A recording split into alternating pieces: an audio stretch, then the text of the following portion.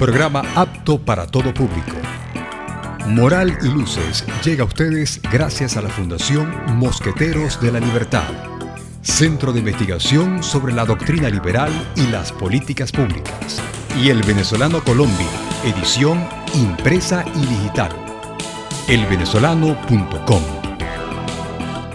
Moral y Luces, un espacio que te hará reflexionar acerca del pensamiento liberal adaptado a las circunstancias actuales de Venezuela y América Latina. Ética, democracia y libertad. Con el gobierno paralizado por una huelga general en agosto de 1922, Mussolini ordenó a sus seguidores que marchasen sobre Roma. Benito Mussolini, a sus 39 años, comenzó su campaña para derrocar al gobierno. Mussolini juró coger por el cuello a esta miserable clase política que nos gobierna. Sus camisas negras se dirigirían a Roma, obligarían al rey a disolver el gobierno y a nombrarle a él primer ministro. Ante el peligro de una guerra civil, el rey de Italia, Vittorio Emanuele, le pidió que formase gobierno. Si realizzassero le premesse necessarie e sufficienti per una collaborazione delle quattro grandi potenze occidentali. Rápidamente Mussolini se movilizó para acabar con toda oposición política y asumió poderes dictatoriales. Deve cristallizzare una posizione di potente ingiustizia. Con ustedes, el profesor Javier Nieves Brizuela. Saludos Venezuela, América y Europa. Estamos de nuevo aquí con nuestro espacio Moral y Luces. Un saludo, como siempre, al licenciado José Ramón Villalobos, director de El Venezolano Colombia y El Venezolano Hoy. Y también, por acto de justicia, que no lo había hecho antes, un saludo a nuestros amigos de Carabobo es Noticia Radio, que es la plataforma que se encarga de sacar los audios de nuestro programa hacia el mundo. Quiero recordarles ahora ya en este momento, suscríbanse por favor a nuestro canal para que tengan todos nuestros contenidos y hagan clic en la campanita precisamente para que se enteren de la llegada de nuestro material. Asimismo, quiero informarles que los materiales de podcast de Carabobo es Noticia y otros contenidos ya están en Spotify y también en iTunes. Entonces también por la vía de Spotify y iTunes pueden acceder a nuestros contenidos. Les repito, suscríbanse ahora ya en este momento, ayuden a difundir de esta manera al suscribirse, hacer una difusión democrática de los contenidos de Moral y Luces. Y bien, nuestro programa de hoy no podía ser de otra manera. Vamos a dedicarlo a las elecciones de Estados Unidos que ocurrieron el 3 de noviembre. Y la manera como en lo particular quiero acceder a este tema es conversando con ustedes en torno a lo que es un golpe de Estado. Es decir, ahora como Moral y Luces, como contenido, como formación, vamos a repasar cómo son los golpes de Estado y tratemos de comparar lo que sabemos con lo que está ocurriendo. De pronto no, de pronto es una exageración mía, pero me gustaría que en Moral y Luces podamos avanzar en ese sentido. Para eso, por supuesto, estoy recurriendo a uno de los libros más famosos, no el único, ni el mejor, o el único bueno, no, pero es uno de los más famosos. Me refiero a Técnicas del Golpe de Estado, de Curcio Malaparte. Su nombre verdadero, Kurt Erich Zucker, pues él era italiano, de madre lombarda y padre alemán, y escribió este libro porque además era militante del partido fascista italiano, político, escritor, novelista, diplomático. Y bien, participó de la mano con Benito Mussolini de todas estas actividades y escribió este libro analizando 8 grandes golpes de Estado. No lo vamos a analizar, la idea no es analizarlo, sino pasearnos por lo que es un elemento que es central en la idea que nos dejó Curcio Malaparte respecto a los golpes de Estado. El primer elemento que me gustaría es que el golpe de Estado en sí mismo es una organización, no es una organización, es una operación técnica. Los golpes de Estado son operaciones técnicas, eso lo heredamos del conocimiento de Curcio Malaparte, que decía que el golpe de Estado no es una operación política, es una operación técnica.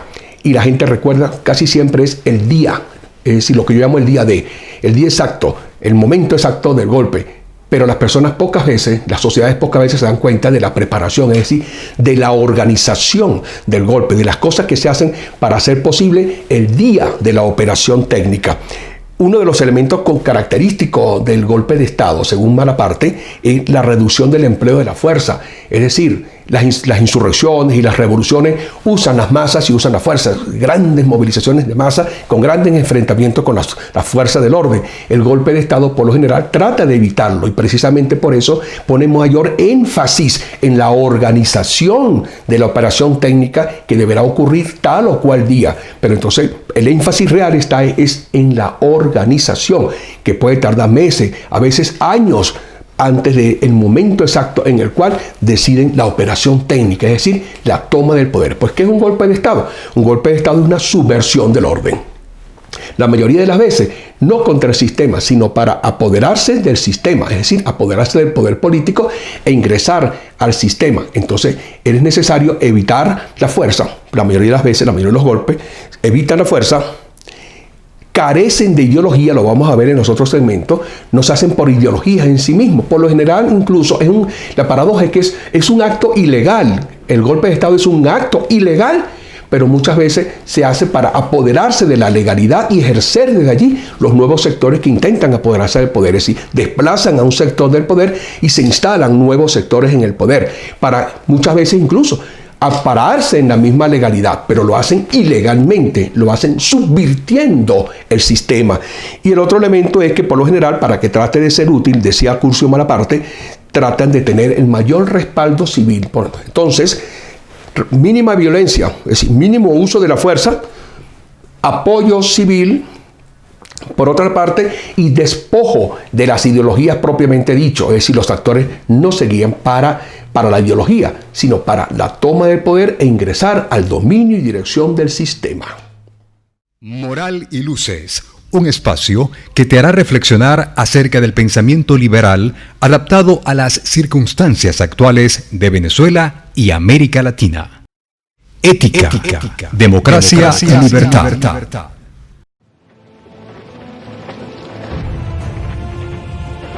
En medio del caos de la Primera Guerra Mundial, la Rusia de los zares, que parecía ser eterna, se derrumba por las batallas y el hambre. Se ha sumido en la revolución. La esperanza volvía a nacer para todo un pueblo. Pero el sueño terminaría pronto. A medida que el caos se extendía por todo el país, un grupo de hombres tomó el poder y cambió el destino de la humanidad. La posteridad solo recuerda la Revolución de Octubre, pero se ha olvidado de la que sucedió en febrero y que podría haber cambiado el destino de Rusia. Los hombres crean la historia, pero desconocen la historia que hacen.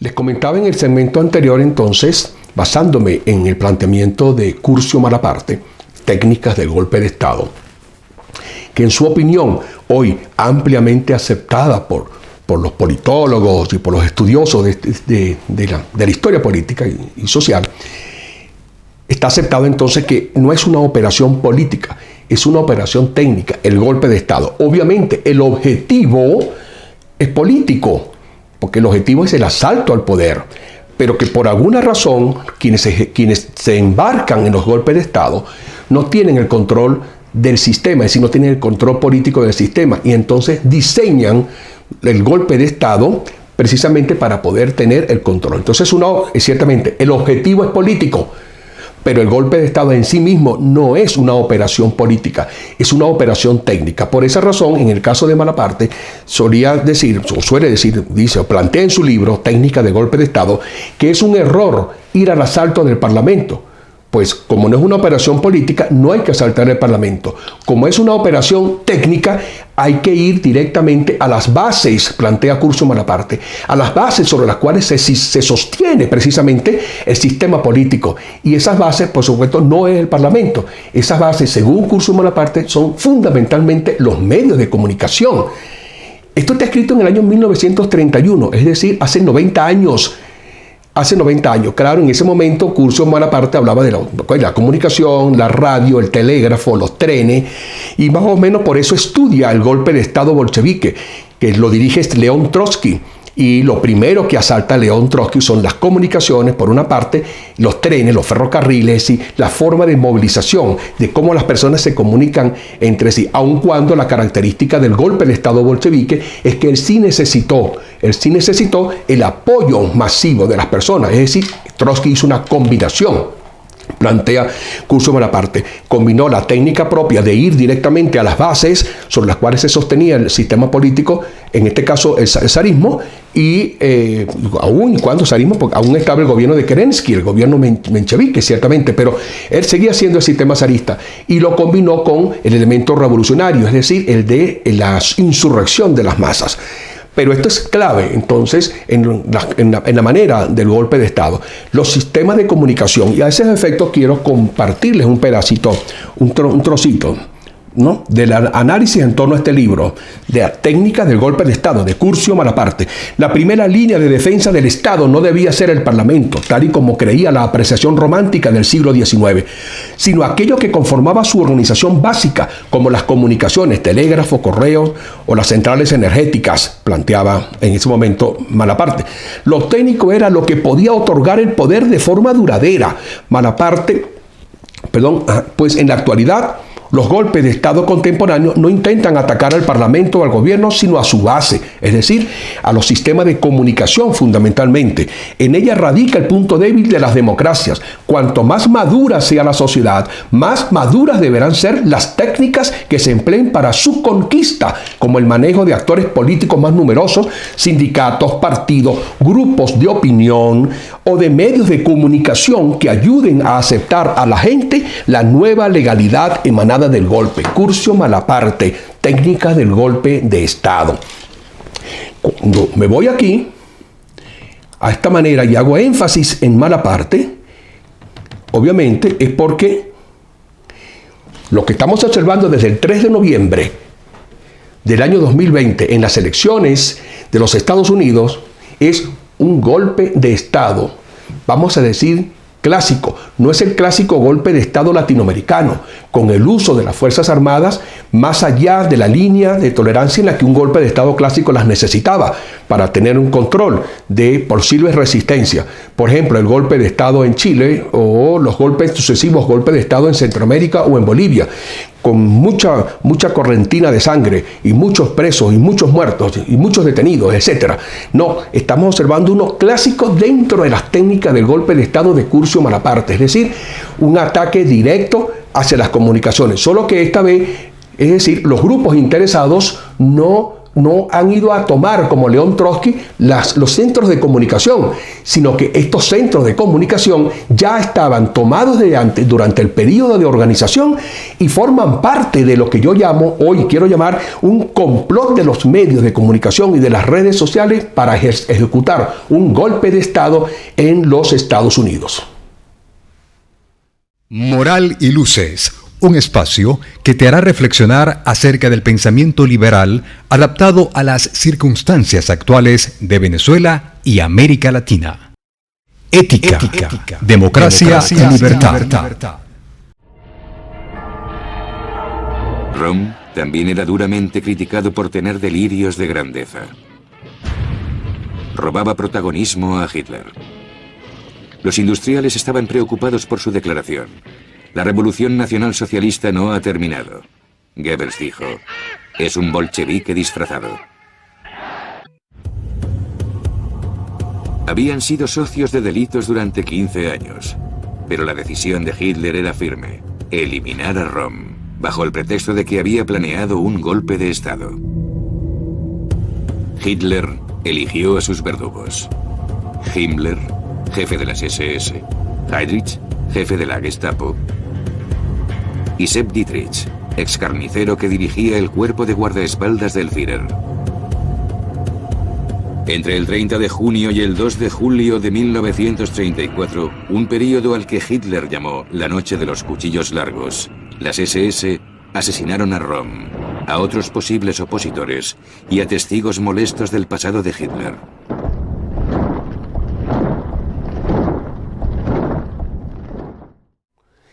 Entonces seguimos con Curcio Malaparte, técnica del golpe de Estado. Repetimos entonces, no es una operación política, el objetivo es político, pero se basa, se soporta, busca su éxito en una operación técnica, que es lo que llamamos entonces el golpe de Estado. Y vimos cómo más importante que todo, y mucho menos en Estados Unidos, es que participen los medios. Es decir, si no tuviéramos control de los medios, los organizadores del golpe de Estado entonces van a neutralizar o a tomar los medios de comunicación. Pero como ya los tienen, ya tienen los medios de comunicación, estamos hablando, por ejemplo, yo lo copié por acá, porque es más sencillo para mí, la NBC, Google, Twitter, Facebook, CNN, Univision, Telemundo, el New York Times, una estela de periódicos junto con el New York Times, por cierto, el Washington Post, que fue el periódico que se encargó de echar adelante las investigaciones que dieron al traste con el gobierno de Nixon y lo obligaron a renunciar. Y hay una película bellísima, muy buena, una gran película llamada Los papeles del Washington Post. Ese Washington Post que hizo esa hazaña no es el mismo Washington Post de ahora, que fue comprado por el señor George Soros, de quien ya vamos a hablar un momentito, por ejemplo. Entonces aquí tengo por acá, repito, Google, Twitter, Facebook, CNN, Univision, Telemundo, la NBC, The New York Times, medios de comunicación poderosísimos del país más poderoso del planeta. Habrán notado que incluso han llegado al exabrupto de prácticamente vetar al presidente de la República. Han vetado al presidente Trump y prácticamente no lo dejan hacer nada. Y tienen allí un ejército de nuevos operadores políticos, pero que son periodistas, como planteaba Malaparte. Es decir, necesito operadores políticos que ayuden a convencer a las personas de la nueva legalidad, de aceptar la nueva legalidad. ¿Quién mejor que los medios para ayudar y empujar para que las personas acepten la nueva legalidad? Habrán notado, por ejemplo, que sacan solamente informaciones del señor Biden como si ya él está organizando una agenda de gobierno, pero al mismo tiempo vetan al presidente Donald Trump y no le sacan nada respecto a las protestas que ha hecho, y además critican y voltean y tergiversan lo que él ha planteado como un derecho constitucional como presidente de la República, que es que si él piensa que es un fraude, como en efecto muchos pensamos que lo ha habido, lo más normal y lo lógico es que haga las denuncias, lo denuncie y además vaya y recurra a las instituciones para desmontar, evacuando las pruebas, no ante la prensa, están evacuando las pruebas juntamente ante la Suprema Corte de Justicia. Entonces, se me parece mucho lo que está ocurriendo ciertamente a los planteamientos técnicos de Curcio Malaparte en su libro.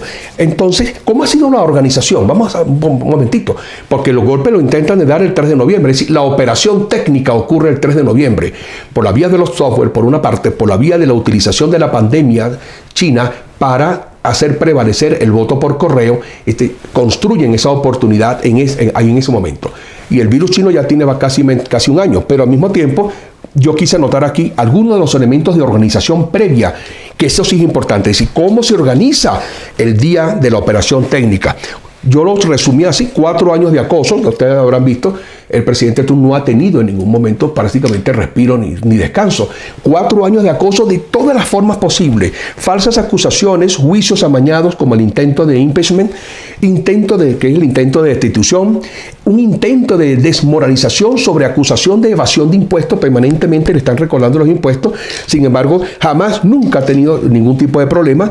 Ha explicado y ha hecho uso precisamente de las liberalidades del sistema impositivo norteamericano, porque si de otra manera ya estaría preso, pues un delito federal muy serio, evadir impuestos en los Estados Unidos. Construcción de una matriz de opinión sobre la personalidad del presidente, entonces todos tienen ya rato, por todos lados, un bombardeo de los medios tratando de minar la personalidad del presidente, más bien la imagen del presidente, que es antipático, que es repelente, que es odioso, que es un déspota, todos los peores calificativos. Importante ha sido que han evadido hablar del éxito en las gestiones, fundamentalmente en la gestión económica, o el éxito en la reconstrucción de las empresas que el liderazgo decadente del Partido Demócrata terminó entregando a los chinos, por ejemplo. Entonces, de los éxitos, de las cosas positivas que ha hecho el presidente, no hablan estos medios, cuyo objetivo fundamental justamente es que una vez que han sido tomados desde los medios de comunicación, se adelanta la operación técnica de desmoronamiento, es decir, de asalto del poder y desplazamiento del poder de aquella persona que no les agrada.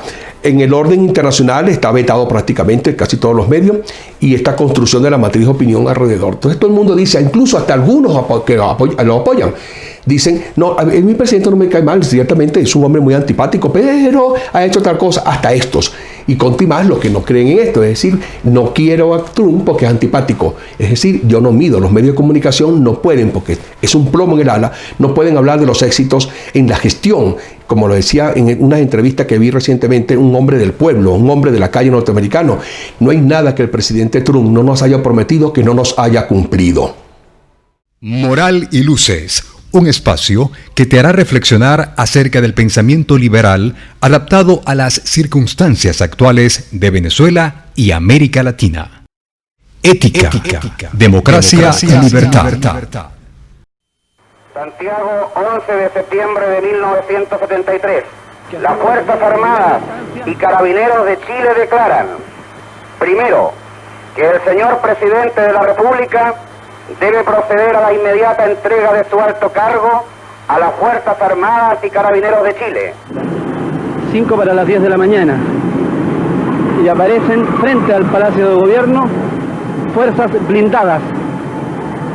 Sus ametralladoras apuntan en dirección al palacio. El Palacio de la Moneda deberá ser evacuado antes de las 11 horas. De lo contrario, será atacado por la Fuerza Aérea de Chile y fuerzas terrestres. Yo vengo saliendo de la Moneda y el presidente está decidido a mantener el gobierno. Eso es lo que él dijo y no tiene ninguna vacilación al respecto. Augusto escuchando. Yo personalmente con él. Le intimé rendición en nombre de los comandantes de jefe. Y contestó con una serie de relatos nomás. O sea, quiere decir que a las 11, cuando lleguen los primeros pericos, hay que lo que va a pasar. A las 11 en punto se bombardea. Continúan los tiros.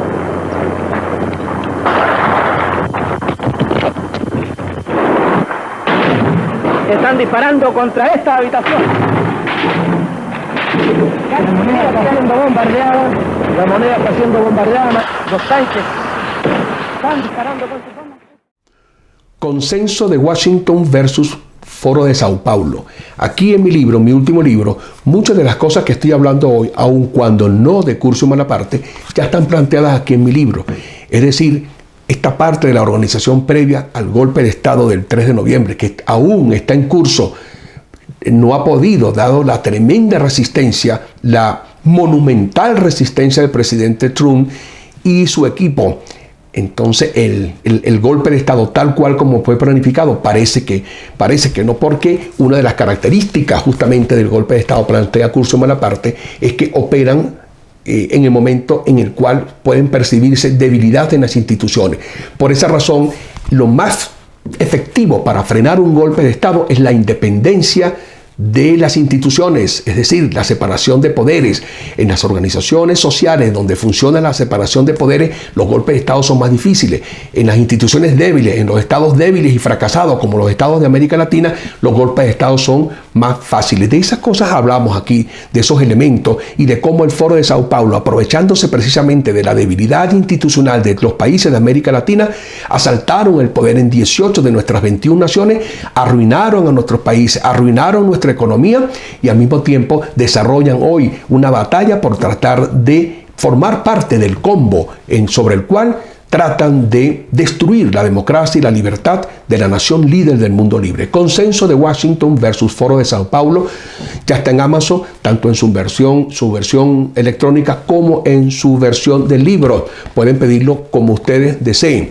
Y ya adicionalmente en las redes les estamos haciendo llegar el link de mi último libro, Consenso de Washington versus Foro de Sao Paulo. Yo quería hacer una pregunta. Detrás de los payasos están los dueños del circo, había colocado allí. Porque muchos de los actores que nosotros vemos son solo los payasos, no son los dueños del circo. Por ejemplo, yo había puesto aquí, payasos, los Clinton, no son los dueños del circo de este golpe de Estado, no, son los payasos. Los Obama, los Pelosi, los Biden, los Harris, unos entre 200 y 250 mil funcionarios medios incrustados, infiltrados en las distintas instancia de la institucionalidad norteamericana. Son solo payasos, ellos no son los dueños del circo.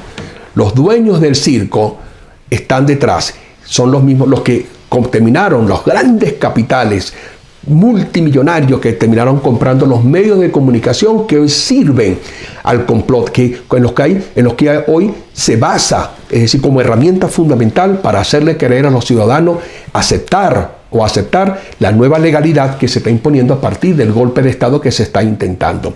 Entonces hablamos de un señor quien compró el Washington Post, el señor George Soros, quien financia a través de la Open Society, que digamos un nombre chocante porque lo usábamos para otras cosas, es decir, sociedad abierta sería su traducción. Es la fundación que con millones de dólares, pero millones de dólares, financia tanto a organizaciones como Antifa, que es una organización fascista, como a organizaciones también terroristas y fascistas como la Black Lives Matter, por ejemplo, múltiples organizaciones pequeñas que en este momento tratan de crear zozobra al interior de los Estados Unidos. Pero también la Open Society del señor George Soros, que es uno de los líderes del nuevo orden mundial, también financian a prácticamente todas las organizaciones que militan en el criminal Foro de Sao Paulo, como lo denuncio en mi libro Consenso de Washington, y como ya está siendo denunciado por toda la gama de defensores de la libertad y de la democracia en el mundo, y al cual, por supuesto, Mosqueteros de la Libertad y Moral y Luces se suman en defensa de la libertad y la democracia. Está el señor Soros, pero está también el Partido Comunista Chino, el putinismo, es decir, esos totalitarismos líquidos, los chinos haciéndose pasar por capitalistas, los rusos de Putin haciéndose pasar por demócratas, pero ambos creando un neocomunismo, uno como neoestalinismo y el otro como neomaoísmo, es decir, soportándose en sociedades totalitarias que liquidan toda forma de libertad a los ciudadanos, en el caso de China o en el caso de Rusia, disfrazando, descomponiendo las instituciones, como es lo que hace el putinismo. Estos están detrás, y por supuesto el Foro de Sao Paulo. Estos son los dueños del circo realmente, los que durante décadas han soñado con asaltar el poder en los Estados Unidos, liquidar su democracia y convertir a los Estados Unidos en lo que han convertido todas las naciones, es decir, la implantación de regímenes totalitarios sin libertad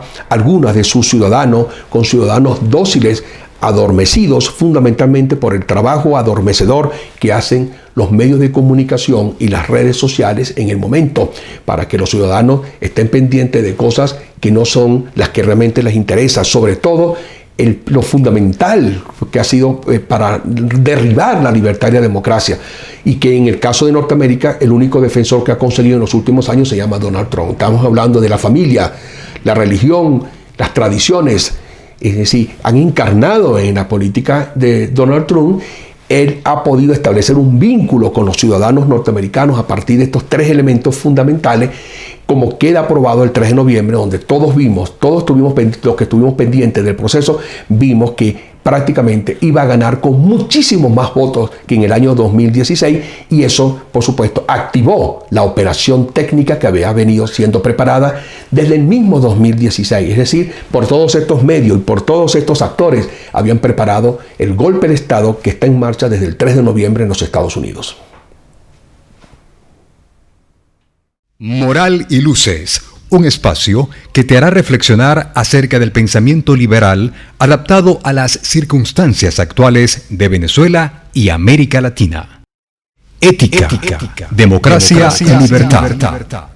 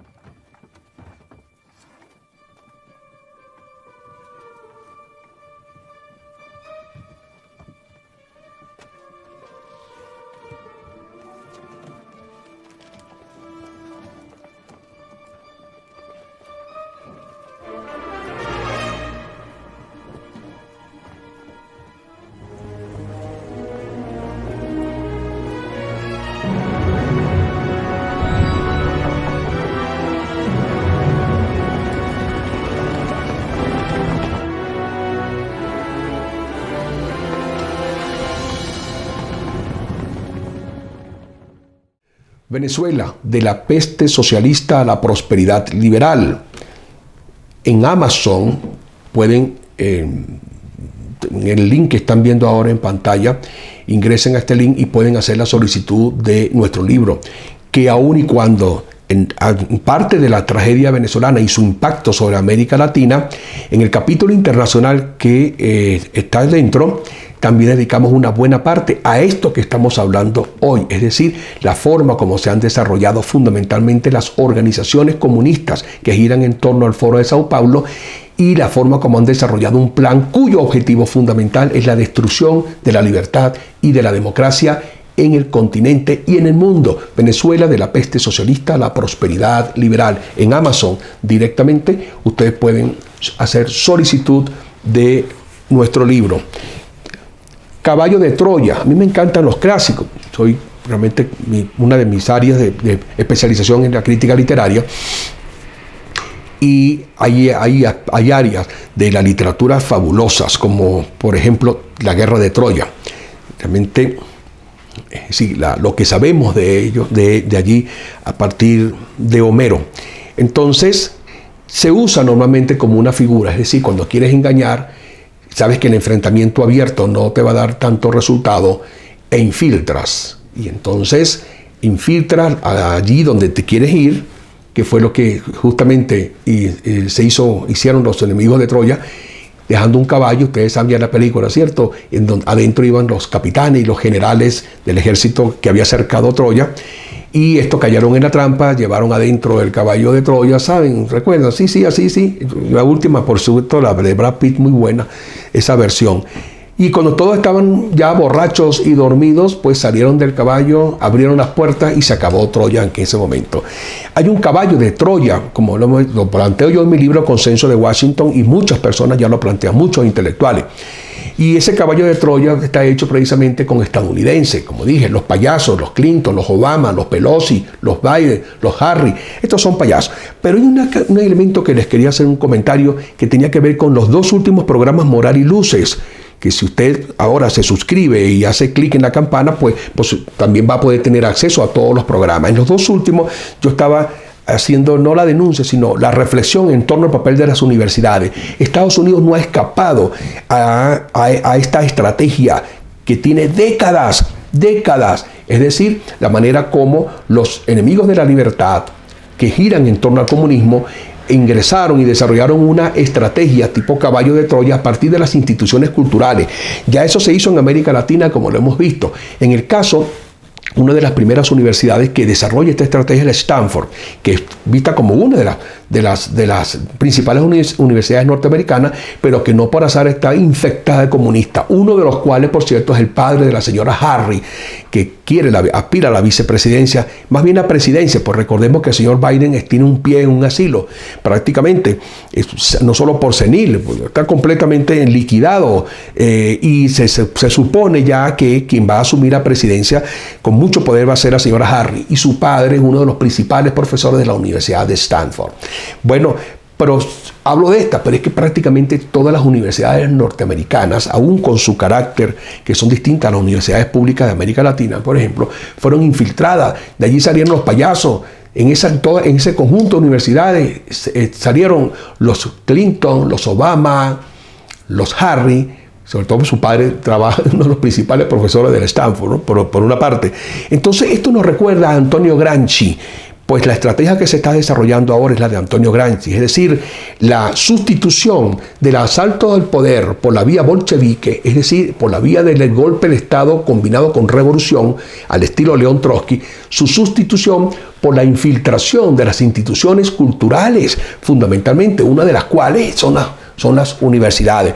La infiltración de las universidades norteamericanas produjeron las élites que incluso no operan en este golpe de Estado como élites ideológicas, porque la mayoría son élites corruptas. Recordemos que el ascenso de China a la como segunda economía del planeta no ocurre por ideologías, ocurre por la corrupción de la familia Clinton, de la pareja Clinton, que es la que impulsa el decreto del año 2000 que le permite con relaciones comerciales especiales con los Estados Unidos a China, y es el levantamiento de las sanciones que operaban sobre la banda criminal del Partido Comunista Chino, que los mantuvo fuera de la Organización Mundial del Comercio.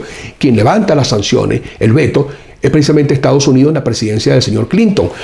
Y esto no lo hicieron de gratis, como lo prueban, por ejemplo, los miles de correos electrónicos que la Suprema Corte de Justicia de los Estados Unidos ha obligado a que formen parte del juicio contra la señora Hillary Clinton, no solamente por los elementos que pudieran significar como traición a la patria, por la cantidad de informaciones que ponen en peligro elementos de seguridad de los Estados Unidos, sino porque se descubre en muchos de ellos la manera corrupta como esta señora hacía grandes solicitudes millonarias a grandes empresarios norteamericanos a cambio de favores de influencia política, cuando su esposo era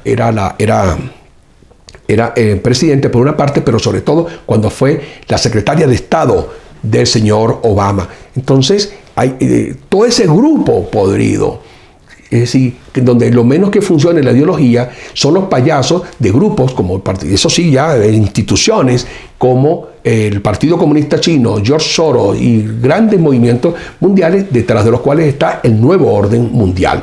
Entonces, estos son los dueños del circo y esa es la batalla en la que estamos. Independientemente de que a mí particularmente me gusta una manera cristiana que aprendí de mi madre. Dios escribe recto sobre líneas torcidas, decía mi madre. Y ahora podemos verlo. Yo no sé que en particular el sentimiento que cada persona amante de la libertad y de la democracia puedan sentir respecto al señor Donald Trump. Bueno, pero resulta que esa persona es la que ahora en este momento encarna la única posibilidad de frenar el nuevo orden mundial, de frenar a la cantidad de payasos, delincuentes y corruptos que tanto en la primera nación del mundo libre como en el resto de las naciones y en el caso nuestro de América Latina intentan por todos los medios liquidar el orden de cosas sobre las cuales nosotros nos hemos educado, la familia, el orden, las tradiciones, la religión, el Estado en la manera no entrometida con estados pequeños que garanticen y trabajen para la prosperidad de los ciudadanos. En ese orden está, y nosotros en Mosqueteros de la Libertad y en Moral y Luces hacemos causa común con el señor Trump en la defensa de la libertad y la democracia, ahora en nuestro continente, pero prácticamente es una batalla en donde nos jugamos el futuro del mundo. Hemos llegado al final, les recuerdo, suscríbanse ahora a nuestro canal, ayuden de esa manera al suscribirse a proyectar y apoyar y a difundir los contenidos de Moral y Luces. Y por supuesto, agradecido con Carabobo es Noticia Radio, que es la plataforma para nuestros audios, y recordarles nuestros contenidos por los podcasts en Spotify y iTunes, donde ya están estos contenidos, usted los puede conseguir allí. Ahora, por supuesto, como es ya tradición entre nosotros, cedemos el espacio a las voces de la diáspora, a las voces de los venezolanos que andan por el mundo, esperando que se resuelva la situación en nuestro país para regresar a reconstruir nuestra nación. Mensajes de la diáspora.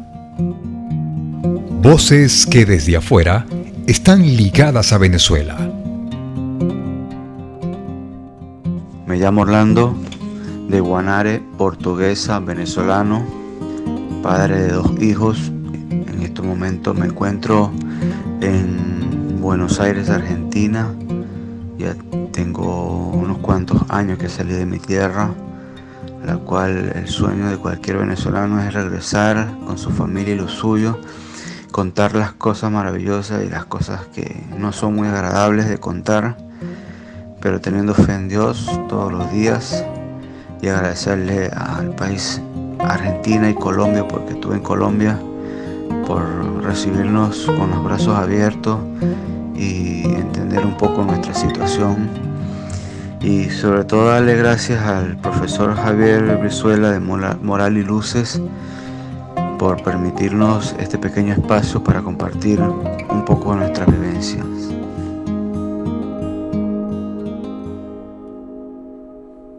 Gabriela Molina, soy venezolana y nací en el estado de Aragua.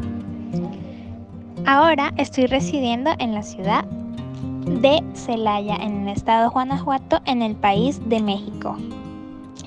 Yo, al ser venezolana, sé más que nadie que todos queremos que llegue el día en el que todos podamos volver a nuestro país. Sé que es difícil dejar nuestro país, pero sé y estoy convencida de que vamos a salir adelante. No te rindas. Lucha porque pronto, en algún momento, puedas regresar a Venezuela, abrazar a tu familia de nuevo. Vamos, sé que podemos. Venezuela puede ser mejor. Venezuela puede volver a ser lo que era antes. Pronto todos estaremos juntos. Moral y Luces llegó a ustedes gracias a la Fundación Mosqueteros de la Libertad, Centro de Investigación sobre la Doctrina Liberal y las Políticas Públicas, y El Venezolano Colombia, edición impresa y digital. elvenezolano.com. Moral y Luces, ética, democracia y libertad. Moral y Luces. Dirección y producción general, Javier Nieves Brizuela. Coordinador de producción y enlace internacional, Daisy Linares. Community Manager, Mariana García. Documentación audiovisual y cámara, Nicolás Bengoechea. Edición, montaje y postproducción audiovisual, Wilmer Escalona. Postproducción y edición para radio, Ricardo Calabrese.